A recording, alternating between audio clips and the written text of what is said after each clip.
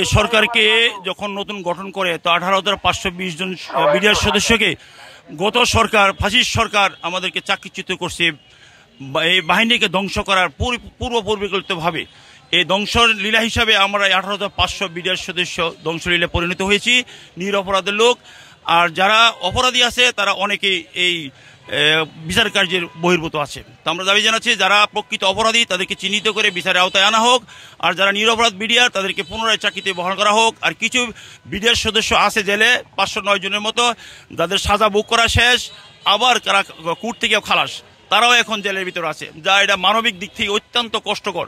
তো আমরা চাচ্ছি যে তারা যেন অনতিবিলম্বে তাদেরকে মুক্তি দেওয়া হয় এবং যে সকল বিডিআর সদস্য নিরপরাধ তাদেরকে পুনরায় চাকরিতে বহাল করা হোক। তাদের দাবি অনুযায়ী যে তারা শাস্তির শিকার হয়েছেন, এই জন্য কিন্তু তারা তাদের মুক্তির দাবিতে বা যারা এখন পর্যন্ত তার সাজা খেটে বেরিয়ে এসেছেন তাদের যাতে পুনরায় সরকারের সকল সুযোগ সুবিধার আওতায় আনা যায় সেজন্যই কিন্তু তাদের এই মানববন্ধন। তারা জানিয়েছেন যে সারা বাংলাদেশে আজকে কিন্তু বিভিন্ন জেলাতে আজকে এইরকম তাদের প্রতিটি জেলাতে এই মানববন্ধনের আয়োজন করেছেন তারা। এবং আমরা আরেকজনের সাথে কথা বলতে চাচ্ছি যে এই যে আপনাদের উপর যে অন্যায় করা হয়েছে বলে আপনারা দাবি করছেন, কি কারণে, কারণগুলো কি কি? আসলে আমাদের উপর 2009 সালের 25-26 ফেব্রুয়ারিতে যেই দুর্নামটা দিয়েছে বিডিআর এর উপর, যে বিদ্রোহ করেছে বিডিআর, সত্যি কখনো বিদ্রোহ বিডিআর করেনি। আপনারাও তো জানেন যে 2009 সালে 25 ও 26 তারিখ পিলখানা যে হত্যাযজ্ঞ চলেছিল, এই হত্যাযজ্ঞকে কেন্দ্র করে যে 18,020 জন বিডিআরকে চাকরিচ্যুত করা হয়েছে, সেটি শুধু পিলখানা নয়, পিলখানার বাইরে আছে 18,000, পিলখানা মাত্র 800 জনের মতন।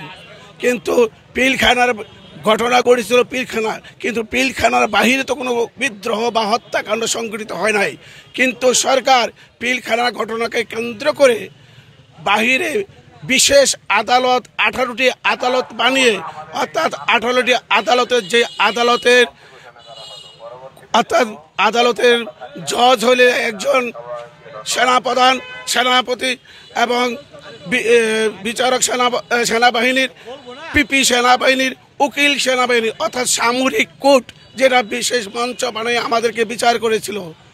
সেই বিচারে 18,000-এরও অধিক, কারো 7 বছর, কারো 10 বছর করে জেল দিয়েছিল, যেটা নাকি বিডিআর আইনে এই বিচার করার কোনো বিধান নাই।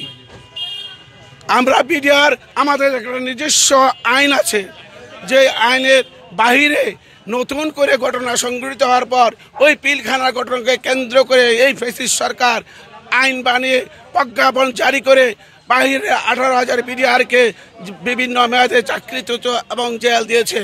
আজ আমরা অসহায়ভাবে জীবনযাপন করতেছি, আমাদের কান্না শোনার কেউ নেই। এই আপনাদের মাধ্যমে এই বর্তমান সরকারকে জানাতে চাই যে আমাদের এই কান্নার যেত দূরীভূত হয়, সেটার জন্য আপনারা একটু সদয় দৃষ্টি রাখবেন।